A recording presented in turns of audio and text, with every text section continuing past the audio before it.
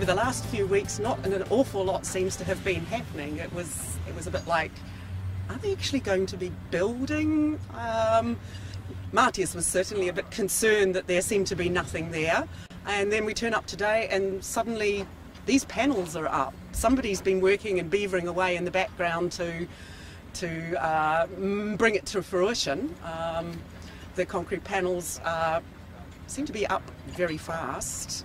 Concrete is a very long-lasting, durable product. It needs very little treatment to maintain it. It will last 100 years, whereas wood will need to be continually polished and protected and treated and what have you. The concrete is a good thing. The rocks themselves come out of the river. It's 13 k's from Martinborough. They're actually dredging the river for flood mechanism, so any build-up of rocks is taken out of the river by Allied. They sift it and sort it and send it to the batching plant. So it's straight out of your backyard into the foundations of the house. The size and the scale of the house is a little bit disconcerting. At the moment I feel, wow, it looks so tiny. Those big stark concrete walls coming up, it encloses everything and makes it all feel very, very tight and small. Well, it seemed for a long time that we were doing nothing on the site, but things were going on behind the scenes. We had the concrete panels being made in the Hawke's Bay, and it all happened all at once. So one day there was dirt on site, and all of a sudden Dave was standing panels, and at the moment we're securing those panels to the ground. We're pouring a ton of concrete and a ton of steel into the ground, and it's not your normal build. So things are happening in sort of reverse order. There's no slab down, but we've got these panels standing, and services are going in. This is really exciting in the fact that you're learning stuff so quickly, and you're learning from all these different people within the building industry that maybe you haven't had anything to do with in the past. The planning side of it is critical, because on a typical build you can sort of make things up as you go along when you're on site, but when these panels arrive on the back of the truck, it has to be 100% right. The power points have to be marked on the drawings, the light switches have to be marked on the drawings, all the services have to be in exactly the right space. So it's very cutting edge, and it's very, very precise. To a power point. I thought it might be the light switch for that room. We have power points over here in the bookcase. Yeah.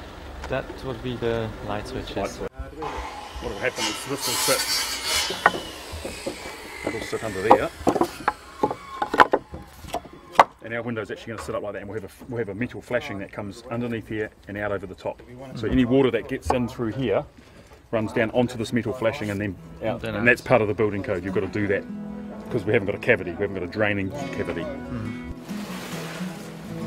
Main structural components of holding the panels up is being poured today. These panels are brought on the back of a truck. They're stood in position. Acro propped in position with one of these big props here. They've brought their own big blob of concrete, very low tech, that sits there on the ground. Once this is in position, then they pour this monstrous big ground beam. Ground beam full of concrete and steel.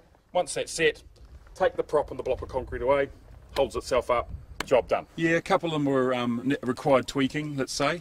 We had a panel rebuilt, but that's part of the building process, and the guys at Latties came on board and sorted it out pretty damn quickly. So we're pleased with the final outcome, but on the day it slowed things down for a couple of hours. But we're back on track now, so that's all good. Big day when the panels turned up, that's for sure. So there's a bit of nerves around all that, and for us on site, once they're standing, it's getting them secure. So that's probably the pressure for us on site, is once these footings are all poured, then the panels are secure, and they're not going anywhere as such. If we get some wind or anything like that, we can. I can sleep at night. We're a bit over the time limit we had for the house. I'm living at my sister-in-law's. It's kind of a garage with a room. It's very nice that I can stay there, but I can't really heat it, and the temperatures drop to 0 degrees at night, and that's not really what I envisioned. We looked to be here in a house by winter with a nice fire sitting in front of it and not outside. Things that give you a few sleepless nights for both Dave and myself is to making sure all the services are in the right place. It's so unforgiving that if you get it wrong, it's buggered. So they've got to be exactly in the right spot. So at this stage in the build, we've got the walls up, we've got these immense floor beams going in, and the services are coming up through those floor beams. If you look down here, we've got the waste for the shower set out, and it's quite a distance off the wall. Now those are really critical distances that we will determine later on when we've got the tiling and the trays and the waste going in here. We've got a hot and a cold water supply coming up through what will be a timber frame wall. Now that has to be critically in the right position because that determines the width of our shower. At the conclusion of all the panels being installed, we managed to get all the services in exactly the right position they meant to be, and there was no need to change anything. We were discussing a lot of the look, the inside look with the architect, and we were kept in a loop with a lot of the things, and we made some changes, like we do so much like how our door's going to look, so we want to have the same ply on the cabinetry for the kitchen to give also a look that's unifying everything.